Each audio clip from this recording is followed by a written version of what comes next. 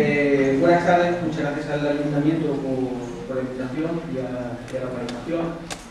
Para mí es un placer enorme estar aquí, me crearon porque vivo esto de una forma, ahora trato de contarles muy personal y me encanta compartir pues, lo que hacemos, lo que queremos hacer, lo que hemos hecho. Mi charleta de hoy es un seminario muy personal donde voy a resumir un poco mi viaje personal en este campo de la enfermedad del cáncer y he tratado de reducirla y hacerla lo menos científica posible para no aburrirme y que no se me desconecte. De todas formas, cualquier cosa que no entiendan, por favor levanten la mano, porque no es culpa suya por no entenderla sino mía, por no saberla explicar. Y si les aburro o quieren que hable de otra cosa, de un aspecto en concreto, por favor, se lo ruego, díganme. Vale, a ver, yo estudié biología en Sevilla, me doctoré en biología molecular y celular en Sevilla y yo quería ser como otros dos doctores que están sentados aquí con nosotros ahora. Cuando acabé la tesis me fui a Estados Unidos, a Nueva York, a hacer un postdoc a la Universidad de Columbia, que es un sitio fantástico, o sea, tenía más o menos todas las papeletas por volver a España y colocarme entre comillas. Pero en la Universidad de Columbia duré 3 meses. A los 3 meses me fui porque me di cuenta inmediatamente de que el tipo de cosas que yo quería hacer se hacían muchísimo mejor en la empresa privada que en la cosa pública. Por eso no digo que la cosa pública sea, no lo digo en demérito de ninguna universidad, o sea, creo que debe haber un compromiso, un matrimonio, una colaboración absolutamente profunda entre la empresa privada y cualquier institución pública. Pero al final son empresas las que ponen los fármacos en el mercado, esa es la realidad. Y yo, o sea, a mí la ciencia, el tipo de ciencia que me apetecía hacer, una ciencia total, completa y absolutamente aplicada. O sea, me aburría horrorosamente tirarme meses y meses viendo el enlace fulanito con el enlace menganito y si la proteína hacía un poquito a la izquierda o un poquito a la derecha. Lo que yo quería era curar enfermedades y o sea, probar, o sea, inventar, generar moléculas nuevas y probarlas. Así que, como digo, me vendí el alma a la empresa privada y he trabajado en varias empresas farmacéuticas gordas, había algunas menos gordas, y bueno, la verdad es que me lo pasé muy bien, como digo yo, estuve en el lado oscuro, en la guerra de la galaxia, me pagaba muy bien, vivía muy bien, pero me frustraba. Me frustraba porque al final una empresa farmacéutica pues, acaba siendo como una especie de ministerio. O sea, lo que tú vas a estar mucho tiempo en verse el resultado si es que se ve. Y una gran multinacional puede cerrar perfectamente una división y poner a 500 personas en la punta de la calle, pero con una facilidad absolutamente famosa. No porque no funcione bien o lo que sea, sino porque llega una nueva dirección, unos nuevos dueños y deciden que ese área ya no es prioritaria. De todo eso me frustraba, así que al final vi que la única manera que tenía de no frustrarme, de no ir cabreado permanentemente, era crear mi propia empresa. Y bueno, he creado varias en Estados Unidos, en Francia y aquí en España. Y les voy a contar la que yo creo que es mi última aventura, o sea, no porque piense morirme pronto, sino porque creo que me va a durar muchísimo tiempo. Vale, bueno, ¿para qué sirve todo ese conocimiento? O sea, la pregunta básica que a mí me gustó, o sea, que lo que yo me planteé cuando comencé trabajando de detective en una farmacéutica que se me gustaban proyectos todos los días muy interesantes, empecé a encontrar cada vez más proyectos sobre telomerasa. Y me preguntaba realmente para qué sirve todo eso. Al final, todo lo que hacemos, todo el tiempo que invertimos, en mi opinión, tiene que ser absolutamente práctico. Y para mí sirve para esto. Estos son dos hermanos, los dos tienen esa enfermedad. Y los dos, cuando pasan un cierto tiempo, cuando tengan más o menos entre los 12 y los 16 años, comenzarán a tener problemas epilépticos, su piel envejecerá muy rápidamente, se resecará, requebrajará, etc. Todas las células que se dividen muy rápidamente, por ejemplo los dientes, epitelios, intestinales, etc., comenzarán a fallar y entre otras cosas, por ejemplo, se pegarán los dientes. Y luego morirán, o bien de fallo, como dije antes, inmune, o algún porcentaje inmune también pueden morir incluso de cáncer. Porque cuando los cromosomas son demasiado cortos, el cromosoma se vuelve inestable. Entonces eso hace que se peguen unos con otros y la mayoría de las veces la célula muere, pero hay un porcentaje muy alto en el que la célula sobrevive y se convierte en un tumor. Este es un ejemplo, o sea, este es un niño de 16 años y este es una resonancia magnética de este paciente que murió, pues, no recuerdo bien, como a las 6 semanas que tomamos esa imagen. Esto es un tumor cerebral que viene de un tumor de la sangre. Sí, pasa. Vale, pues entonces, en el año 2009 yo inicié una empresa de biotecnología y estaba muy bien, ganaba bien, etcétera, etcétera, pero me sentía frustrado. Y de los muchos o de los varios proyectos que se me pasaban por delante y que me apetecía intentar, pues un día leí un artículo absolutamente fantástico que publicaron en el año 2008 y digo, en el año 2009 y aquí fíjense nada más en este panel. ¿Vale? Este artículo es una investigadora española que se llama Rosario Perona, que trabaja en el Instituto de Investigaciones Biomédicas, aquí en Madrid, es un centro público del CES. Lo que ella había encontrado era un péptido, que es un péptido grande, que es un trozo de una proteína, que cuando se lo ponía a las células de un niño, como los dos que les he mostrado antes, cuando cogía células de esos niños, las cultivaba en el laboratorio y ponía esta molécula, curaba las células de los niños, o sea, las células se volvían normales. Aquí esto es tiempo, en el ETH se le presenta tiempo. ¿Cómo lo vamos a hacer? Bueno, si nosotros intentásemos en la sangre de los niños el péptido suelto, se degradaría muy rápidamente y incluso el sistema inmune lo atacaría y acabaría acelerando esa degradación. ¿Qué hemos hecho? A ver, nosotros somos capaces de fabricar el péptido con el Instituto de Investigaciones Biomédicas que tiene Madrid. También nos hemos aliado con otro centro del CSIC para estudiar su estructura, que es el rocasolano, y luego con una pequeña empresa de Estados Unidos que está en Virginia, que es capaz de sintetizarlo de forma muy barata y muy eficiente. Pues con el péptido hecho, o sea, sintetizado, lo que hacemos es nanoencapsularlo en unas estructuras que aquí hemos cogido la patente de un grupo del CSIC de Sevilla, en este caso. O sea, metemos el péptido dentro y esto ya, una vez que lo inyectas en la sangre, no se degrada. O su degradación es muchísimo más lenta que si metes en la sangre y inyectas el péptido. Además tiene otra ventaja brutal, y es que esta nanobolita, cuando tiene el péptido dentro, es capaz de atravesar la membrana celular y y deshacerse. Es como un vehículo. Entra dentro de la célula y cuando ha entrado se deshace y libera lo que tiene dentro.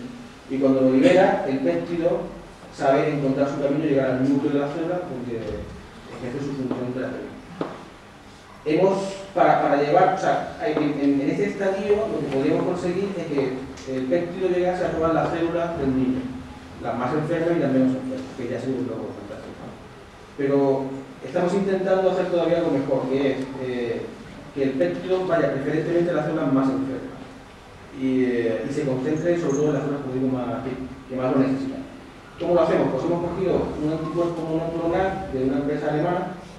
Esto es un radar, digamos, por decirlo así, una especie de radar, que aquí, en esta parte de la molécula y en esta parte, es capaz de ir buscando una molécula que está en la superficie de la célula diana. Cuando la encuentra, se pega a la célula diana, y entonces cuando se pega, la célula diana se cree que es algo así como un alimento. Lo digo muy simplificado, pero se cree que es algo bueno. Y va y se lo traga, se traga todo esto. O sea, esto que es esto con esto pegado. Se traga esto entero, se deshace, esto se deshace nada más de la célula y como he dicho antes, se libera el péptido y llega y bueno, ahora mismo, o sea, cuando hicimos el proyecto nosotros, el grupo de investigación básico de Rosario había llegado hasta la gráfica que les enseñamos antes y ellos iban a parar ahí porque no su trabajo ni le interesaba. Les parecía fantástico que alguien lo recogiese el testigo y lo adaptase, pero no iban a hacer ello porque hacían falta mucho dinero. Total, nosotros, como digo, lo hemos recogido y lo que estamos haciendo es una ciencia total, completa y absolutamente básica y aplicada, es decir, cómo podemos inyectar esto en la sangre del niño, una inyección vía intravenosa, que eso no se degrade, que llegue a las células, que entre en la célula y una vez que entre en la célula se vaya al núcleo de la célula, que es donde tenía que hacer su función. Y eso con la menor toxicidad posible y siempre por no hay efectos secundarios. El segundo proyecto es la clase de la eficacia y es un proyecto, yo creo que muy, no sé si usar la palabra simpático, no sé cómo decirlo, es un proyecto Pues les voy a contar cómo se ha originado.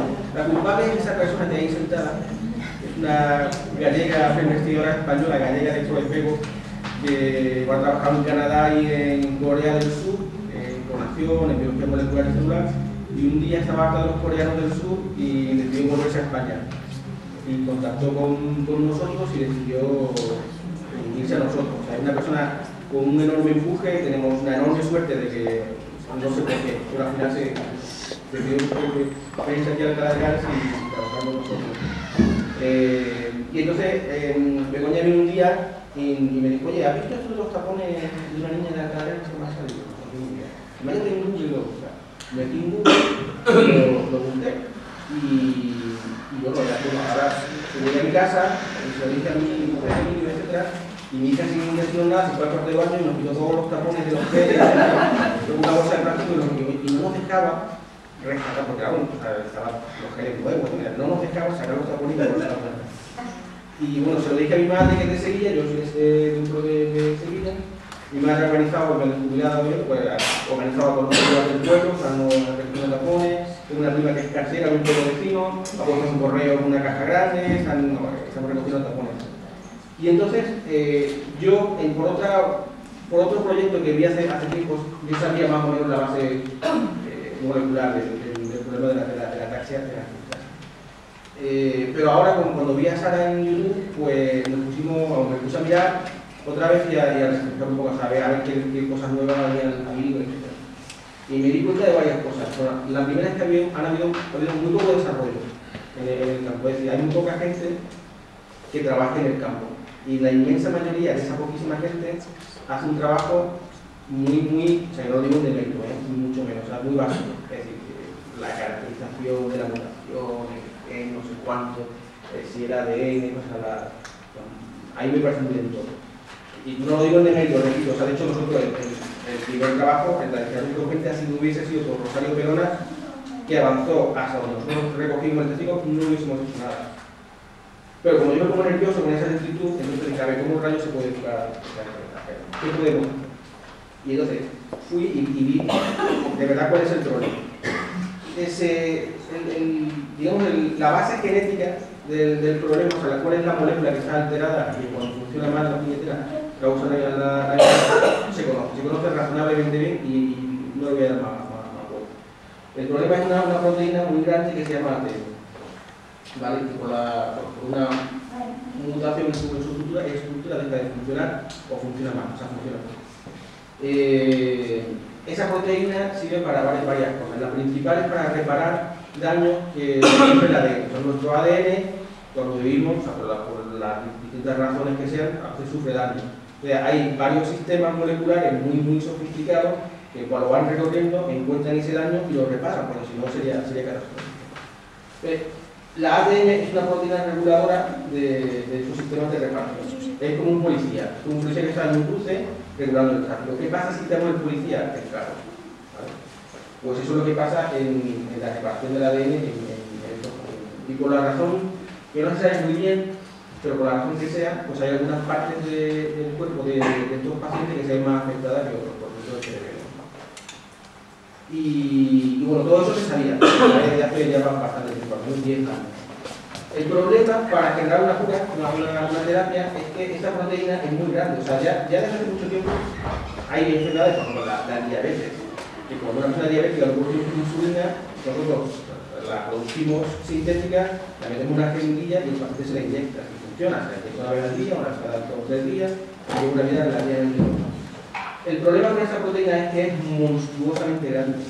Tan grande que no hay ninguna tecnología, no hay ninguna biotecnología hoy en día que sepa tratar con ella. Y si queremos hacer terapia génica, tenemos de hecho el mismo problema, y es que el ADN, o sea, el cDNA de la proteína, el cDNA, también es inmensamente grande. Y además es literalmente inestable. Tampoco nadie sabe muy bien por qué. Pero cuando lo clonas y lo metes en un vector y quieres hacer terapia génica, no funciona porque se deshace, o sea, el vector, la clonación se deshace. Es como si tuviéramos un edificio inmenso, grandísimo, que se nos cae constantemente porque es demasiado grande, o sea, estructuralmente no funciona. Y bueno, este es el estado del arte. ¿Podemos hacer algo? Pues si le das. Sí, podemos hacer algo. Aquí se me ha... Siempre podemos hacer algo. Lo primero que vi es que había un grupo fabuloso, un grupo fantástico, son niños, o microhijas, que son mujeres casi todas, de Harvard. Que a principios de los años 2000, en la primera mitad de los años 2000, había trabajado un montón en diseñar una terapia génica contra el cáncer. Y de hecho, lo primero que hicieron fue clonar el ADN de la proteína, meterla en otro trozo de ADN circular, porque si se mete esto lineal en la célula se degrada, hay que meterlo de forma circular. Luego ver que se producía cuando esto lo metían en células, se producía la proteína, es decir, la proteína que en estos niños se produce mal, es decir, se produce, pero en efecto su función es muy baja. Ellos, como mínimo, eran capaces de producirla. Y como la secuencia era la sana, esta proteína es la sana. O sea, de hecho, lo que lo veían bioquímicamente que tenía la que debía tener. Luego se fueron a un modelo de ratón y metieron esto en el ratón. Esta es una célula de Purkinje del cerebro. O sea, todo lo que es verde es la célula. O sea, fijaos lo absolutamente complicada que es. Este es el cuerpo de la neurona, que es el núcleo, pero todo eso luego, o sea, la parte de verde más fuerte, todas las ramificaciones, todo eso tiene esa proteína. Es decir, son capaces al final incluso de llevarla a las células del cerebro que necesitan desesperadamente esa proteína. Pero ellos se pararon aquí. Y se pararon aquí porque esto lo dijo uno de los doctores, o sea, es precioso a nivel de publicación, pero como terapia, esto era, o sea, para generar una terapia aquí era horrorosamente complicado por los problemas que he dicho antes. Porque la proteína T es muy grande y porque tanto la proteína como el ADN son técnicamente intratables. Lo eran entonces y lo sigue siendo hoy día. Y como digo, se pararon aquí. Yo les hablé con la directora, o sea, que se llama la jefa del grupo, que se llama Bracefield. Yo, curiosamente, la principal persona, o sea, la persona más importante después de la jefa de esta historia es una madrileña que se fue a hacer el postdoc allí y que al final se ha quedado, se fue de Harvard a todo un centro también en Boston y sigue trabajando. Luego también hubo un segundo investigador muy importante que es un catalán, que también cuando se fue de Harvard se fue de un puesto, una plaza en la Universidad de Massachusetts y está trabajando también en terapia génica, aunque dejó de trabajar en ataxia porque lo veía técnicamente imposible. Pues entonces yo me pregunté, pues a ver, ¿se puede hacer alguna cosa? O sea, ya sabes que es muy complicado, pero se me ocurre a alguien alguna idea para intentar, o sea, por lo menos para intentarlo, no funciona, pero no intentemos algo. Y se me ocurrió lo obvio, ¿no? Vale, y esto me va a permitir que use animales, porque sé que le gustan los animales, así que voy a usar a mi hija, le gustan los perros un montón, tenemos 3, si alguno de ustedes tiene un perro, se lo regalo, así que voy a usar. El problema es que nosotros podemos tratar moléculas, digamos, pequeñas o relativamente pequeñas, ya sean ADN o sea proteínas, ¿vale? Que es lo que represento aquí un chihuahua. Es decir, moléculas pequeñas. La ADN es esto, es brutalmente grande y nadie sabe cómo manejar esto, ¿vale? Por eso, cuando un grupo de Harvard, aunque ellos demostraron que si tú metes esto dentro de las células enfermas, las curas, con un ratón, no siguieron adelante porque a nivel industrial, a nivel médico final, a nivel clínico, el salto del ratón al humano era técnicamente inviable. O sea, no es que la proteína no curase, o sea, la proteína cura y lo hacemos con un ratón.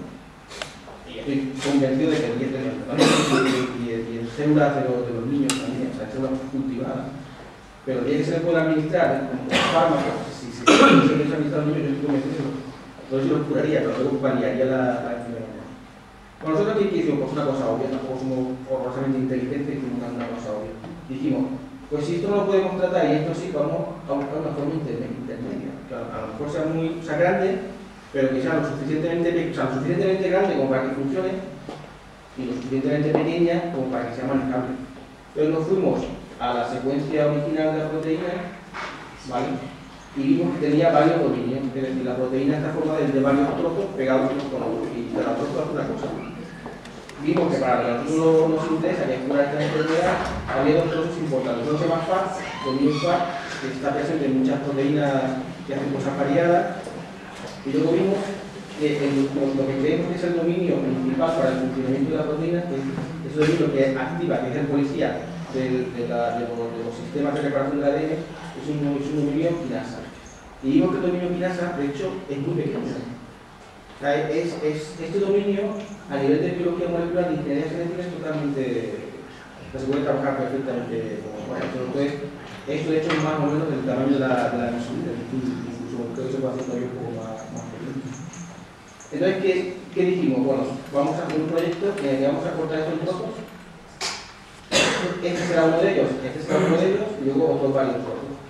Y vamos a probarlos todos en un sistema celular parecido al que usaron la gente de Harvard, pero un poco más moderno. Y bueno, como digo, hemos diseñado los experimentos y ahora mismo estamos, si le da, estamos a la espera de poder comenzar el proyecto, para lo cual nos hace falta, porque tenemos un crédito concedido, que bueno, nosotros no lo dije antes, pero lo digo ahora, o sea, arrancamos rehipotecados mi casa, vendiendo mi coche, etc. Pero luego el Ministerio nos dio varios créditos muy blandos para poder, por ejemplo, comprar equipamiento, lo tenemos aquí en Alcalá de Henares, en Alcalá, en el Parque Tecnológico, y luego también nos dio varios créditos para pagar personal, los salarios y los costes sociales, la seguridad social. Para ello tenemos concedido 3 créditos para pagar personal. Uno de ellos es la persona que se va a encargar de este proyecto, pero bueno, con el cambio de gobierno pues se ha lentecido un poco y estamos esperando a que se publique en el web y nos lo hagamos para poder arrancar esto. Entonces, el proyecto está diseñado para empezar. Tendrá 3 fases. La primera será la biología molecular, de la barra aquella grande, de hacer los varios trozos. Luego, esos trozos los vamos a clonar en 2 tipos de vectores distintos. Uno son vectores virales, lentivirus, que son virus, pero modificados genéticamente para que no sean dañinos. Y luego también, bueno, vamos a probar en un segundo tipo de vehículo, que a mí me gusta mucho más, que no es un virus, es un trozo de ADN artificial, y que de hecho no se integra en el cromosoma del paciente. Porque el problema de la terapia génica es que cuando lo que quiera que ese ADN que tú le metes al paciente se mete dentro del ADN del paciente, y según dónde corte para meterse, pues puede armar un estropicio. De hecho, hay ensayos en los que un ensayo clínico con pacientes donde claramente ha causado tumores. Nuestra estrategia y la de otras empresas que hacen este tipo de cosas es también probar, además de probar el lentivirus, que son vectores mucho más seguros que los probamos ahora, probar un tipo de vector que no se integra en el cromosoma. Al final, esto sería, vuelvo al ejemplo de la diabetes, sería un medicamento que se le inyectaría al paciente pues, una vez cada semana o así. Se iría al núcleo, eso que es ADN, iría al núcleo, y allí toda la maquinaria de lectura del ADN, de producción de proteína, produciría esta proteína, ADN, o el trozo funcional, mientras durase ese ADN. Luego se degradaría, pero no hay ningún problema, pues se vuelve a dar una dosis. Es decir, la primera fase sería biología molecular, la segunda fase sería probarlo en células de los sistemas celulares ya muy poco y luego en células de los pacientes, no neuronas porque son complicadas de extraer y de cultivar, pero por ahí linfoblastos, células transales, es muy fácil. Y luego probaríamos un modelo de ratón, que en ataque de la inteligencia no es que sea fantástico, pero sí que hay modelos que tienen muy buen poder. ¿Sí verás? Sí que hay modelos que tienen muy buen poder. ¿Sí verás? Vale, pues esto, al final sería, escogeríamos una variante de, aquí hay resumidas 3 formas de administración de terapia génica, escogeríamos una variante de si le da. El proyecto más o menos tardaría, calculamos con 2 años y va razonablemente bien, no se puede alargar, y más o menos nos costaría 25 millones. No tenemos todo ese dinero, pero sí tenemos una pequeña parte para dar los primeros pasos, lo menos para hacer la primera fase, incluso para dar un pequeño pasito en la segunda. De todas formas, como no tenemos todo ese dinero, ¿cómo vamos a pagar? ¿Cómo vamos a pagar esto? Y luego, si esto se complica y en lugar de 200 son 500.000, ¿de dónde vamos a ir sacando pasta? Bueno, eso de los políticos, los créditos, etc., lo arrancaremos. No me meto con pulsar. No meto ni izquierda, ni derecha, ni usar. Me da igual. En general, yo creo que la ciencia en España, políticamente, tradicionalmente a la clase política le importa relativamente poco y lo cual es una pena. No entro en eso. cómo rayos financiamos esto. Bueno, pues como dije al principio, hemos dado una vuelta. Nos hemos complicado la vida, mi mujer y yo, y al final nosotros decidimos una variante del precio original que alarga, como dicen, de la vida media de las células humanas en cultivo. Hemos creado una línea de cosmética anti-envejecimiento. La hemos generado en Estados Unidos y, de hecho, el viernes de la semana pasada nos ha llegado ya el primer lote de producción, lo tenemos almacenado aquí en Tenerife y lo ponemos a la venta en 2 semanas. Y el 100% del beneficio generado por la cosmética se reinvierte en el imagen que hace la empresa. Y luego también estamos creando una fundación, y la fundación que es el 24 es el nombre del original. Una fundación que le estamos creando ahí porque es la que se 24 para tratar de sacarle pasta, sobre todo a los banqueros y similar, que los rescatamos nosotros cuando lo hacen calculada, intentemos que nos traigan el dinero y usarlo. Con estas dos cosas financiaremos lo poco que queda de la preclínica de la discapacidad congénita y parte de la clínica, que eso puede costar normalmente entre 5 y 10 millones de dólares. Pero entre estos créditos blancos que nos dan la FDA y la EMA, y luego en Estados Unidos se levantar también capital privado, yo creo que se asume muy preocupado. Se levantar los 5 a 10 millones, una vez que la EMA y la FDA no tienen Estados Unidos. Yo creo que podemos conseguir la parte.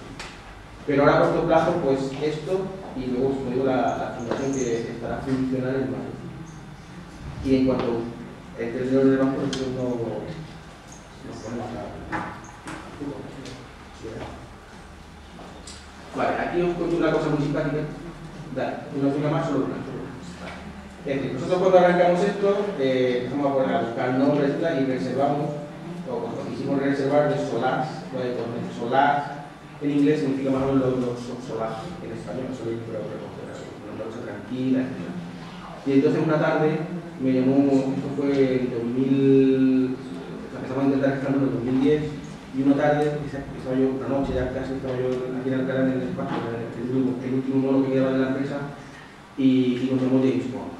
Y nos llamó la productora de las películas, que nos dijo, hemos registrado el nombre Quantum of Solar para la película de James Bond y todas las variantes que se te ocurran. Y ya lo hemos registrado para ropa, para todo, incluido cosméticos. Y como se os ocurra meternos aquí o se os ocurra. Yo intenté convencerlos de que es una enfermedad rara, los niños, no sé qué, si asociamos a esta imagen, no. El nombre comercial es nuestro y os metemos un puro a nivel internacional, pues con el nombre y nos buscamos otro que no esté visado por nada, y al final digamos que es y es la publicidad. Este es el primer lote de producción que llegó el viernes de la semana pasada, está aquí almacenado, estocado en Alcalá de Henares, y este es uno de los productos. Y como digo, comenzamos la venta en 2 semanas. Estamos acabando de cubrir la web para hacer comercio electrónico y luego estamos negociando porque nos dirigimos al el precio del comercio muy alto, nos dirigimos al segmento premium, o sea, de gente con mucho dinero y a la que no le afecta ni la crisis ni nada. Este, por ejemplo, son unos 495 euros o 50 euros. Es tan caro porque producir el textil es el 98% del coste de producción son los textiles. Y nada, si somos capaces de meter esto en el mercado, pues yo creo que financiaremos una buena parte de toda la fase clínica de la dosis y aceleraremos el proyecto de la taxa. Como digo, eso todo es culpa de porque al final, por nosotros venimos así, yo encantado muchísimo y nos sentamos aquí, pero al final el protagonista o los protagonistas son ellos. Al final estamos aquí sentados porque ellos están por aquí de nosotros. ¿Y qué queremos hacer nosotros? Queremos llenar de animales la vida de sana, que le gusta mucho. Es decir, queremos ir probando, como dicen, distintas combinaciones, pequeños, probar varias construcciones distintas y al final ver cuál funciona mejor. Y entonces repetir lo mismo que hemos hecho con la discapacidad congénita. Es decir, cuando tengamos suficientes datos, o sea, antes incluso del ratón, cuando tengamos datos bioquímicos, de biología molecular y luego de biología celular, yo me voy otra vez a Londres y a Washington, vivo como yo en Heathrow y en y nada, y cuando me estatus de familia huérfano, venimos y le dedicamos de perros a casa. Bueno, y al final, pues una reflexión, y es, yo ¿por qué hago esto? O sea, no crean que no me pregunto todos los días, o sea, ¿por qué hago esto? Porque hay gente como Begoña o como Rocío que está a tu lado, se dedica a hacer estas cosas. Bueno, en mi caso, pues quiero que mi vida tenga un sentido real. O sea, en el fondo son razones egoístas por mi parte e inevitables. No soy capaz de hacer otra cosa. Y como soy capaz de hacer otra cosa y disfruto haciendo esto, pues me meto. O sea, al final mi vida tiene un sentido real. Ustedes no saben el gustazo que es ver la cara a Sara. Es decir, lo que nosotros hacemos, o vamos a hacer, porque en este caso estamos ya para empezar de la pasta en el banco, pues estáis sentados, joder, y eso no vamos a vender una pasta de dientes que tiene un margen 0.14% superior, no, eso no importa un pienso. Lo que importa es, como digo, pues la casa de perros que su marido corra por abajo. Y eso al final pues es muy reconfortante. Tú te vas a tu casa